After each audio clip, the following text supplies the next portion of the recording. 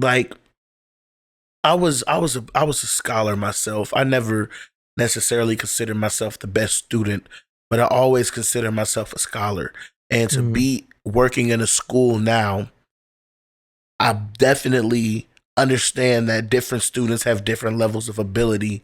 But even that being said, I tell the students I believe in all of them. And I know that they all can do it if they choose to do it, if they allow themselves to focus on this.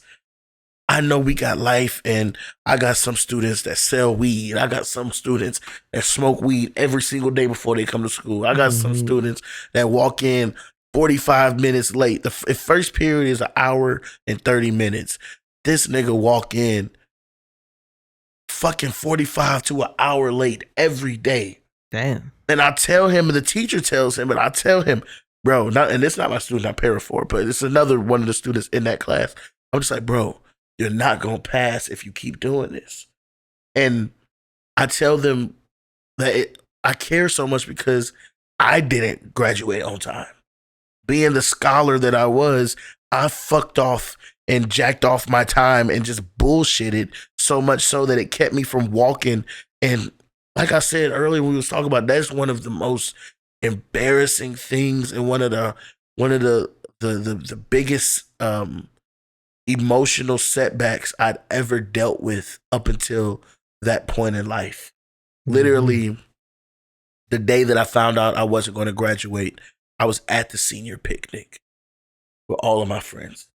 So my stepdad comes and picks me up from the picnic, and we drive to the school. We meet my mom there. My mom, we go into my teacher's class, the teacher who is failing me. And my mom turns the corner, knocks on the door. First thing the teacher says is, "The answer is no, Miss Jones Ford." I remember that so specifically. My mom's last name is Jones. My father's last name is Ford. My last name is Jones Ford. But I'll always remember that a lot of my teachers referred to her as Miss Jones Ford. The answer is no, Miss Jones Ford. That's the first thing she said when she seen my mom. Like, I know what you about to ask. The answer is no. I will not pass him. Damn. And my mom sat there and pled. And then next thing you know, she started pulling out. My mom was like, "Well, I didn't know he was failing." She said, "Well, I got your signature here on this deficiency."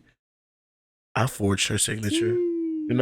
That's when shit started coming out. I definitely forged a few signatures on some paperwork that went home that was showing that I wasn't doing what I was supposed to do. Yeah. But one thing that really fucking pissed me off, and I'll never forget it, is she said towards the end of all of it, she was trying to teach me a lesson. First things first, white lady, you don't need to teach me a lesson. It felt so racialized. It felt so like she was trying to make an example of me. I was like this top student. She wanted to make an example out of me. It was such bullshit. But she said to me, that shit does happen too. Bro, she literally said, "I guess you shouldn't have been bragging to your friends about getting an 80 on a test that you didn't read the book for."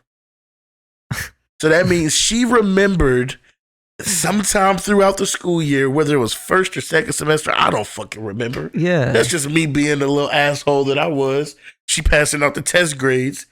And I'm like, "Oh shit, look, I got an 80. I didn't even read the book."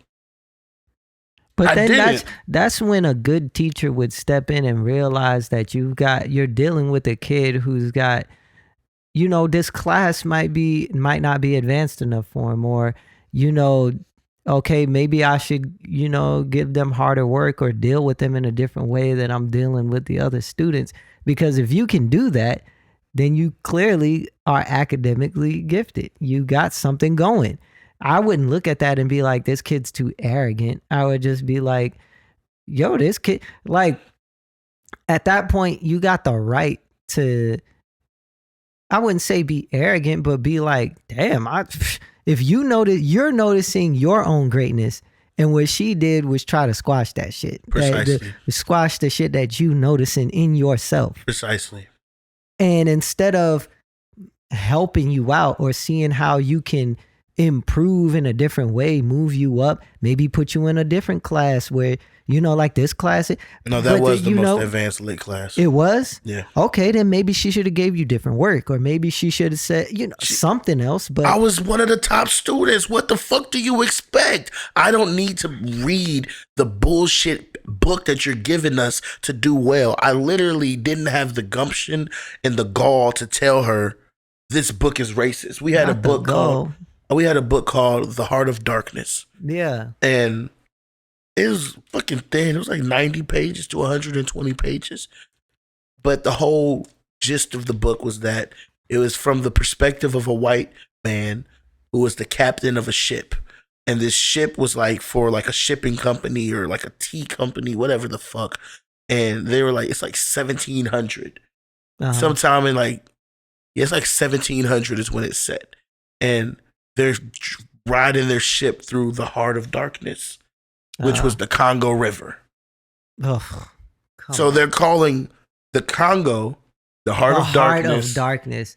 And they're talking about how all of the natives are savages. And they're talking about how they're so scared of them. And, they put their heads on, they put heads of enemies on pikes. And we got to do anything we can to survive, whether that means we got to kill them or not. And And I didn't have the. And that's what you had to read? That's the shit I had to read as an advanced placement senior. Exactly. And take a test on. So I was an African American studies major in college. Yeah. I have the vocabulary to speak on what it is that I'm looking at. It's I was a college student, and I've been in college debates, not only with my classmates, but with some teachers. Mm-hmm. I know that I can raise my hand and say, this is racist. Why are we reading this racist text? What is the academic value of this? This actually goes back to one of the things you said in the first podcast we tried to record that I remembered, which is you brought up your African American studies, and you said in the class you learned about Martin Luther King going to the SCLC conference and talking about the connotation and the deconnotation of blackness. Mm-hmm. And that the fact that you remember that. Yes, no, literally. That was his last presidential address to the Southern Christian Leadership Conference. That's what it was. Before he was assassinated 10 months later. Yeah. Yeah. And you were explaining how Martin Luther King was talking about, because I didn't even know what connotation and deconnotation meant. Connotation and denotation, yeah. Or denotation, I'm sorry. No, you good. But I still don't know what it means, clearly. But so it was like the connotation is what society deems something as, and the denotation is what the definition is. Precisely. So when you see the denotation of blackness versus whiteness, like you were saying, we would say white lie, and that's a little lie that doesn't harm anybody. Exactly. But then you have words that we use like black hole, and a black hole is something that consumes and destroys all. Right. Yeah. And that's deemed as something to stay away from. You know what I mean? That reminds me of that Key and Peele sketch. I don't know if you ever seen that.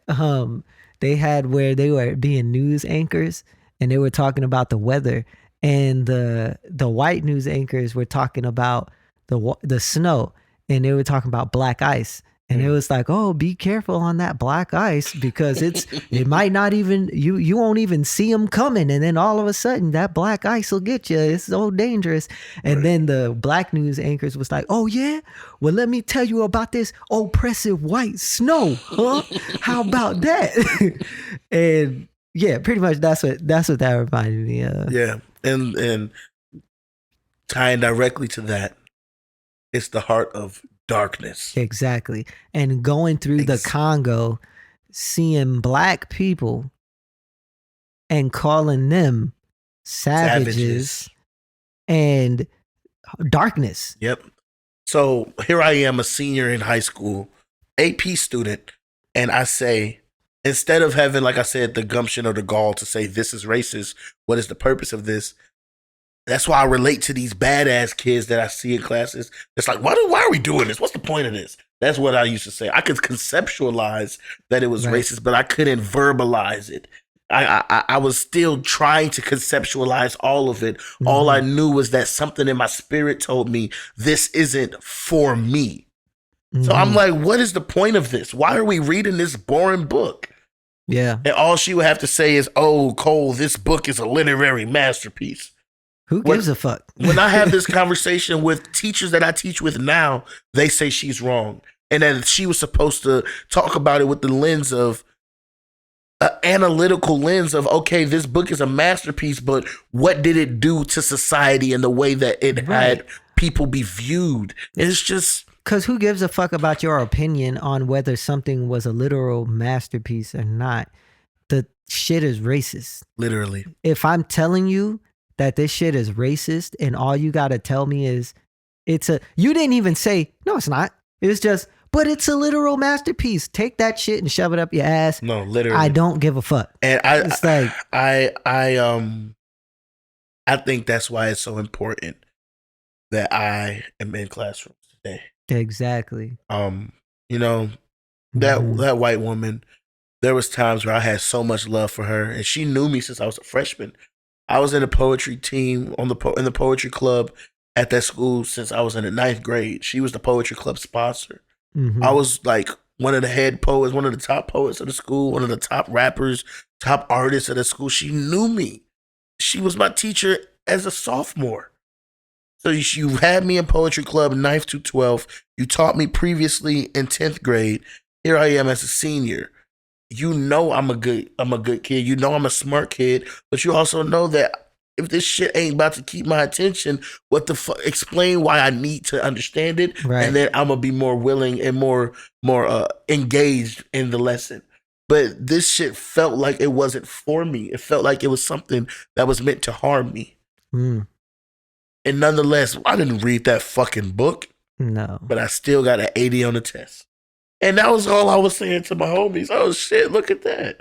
And she needed it to make me an example. I didn't read a racist book, and I knew it was racist enough to pass the goddamn test. But that's some crazy. All of that being said, you know, I try my best not to call women bitches, so I'm not gonna call her a bitch. I'll do it for you. That shit, that white lady was a bitch. And I'm not gonna say her actual name, but if she ever sees this, you know who you are. You tried to teach me a lesson. I could respect that, but sometimes I feel like bad teachers and bad like people, they should get, outed. Fuck you, lady. That's all I have to say about that one.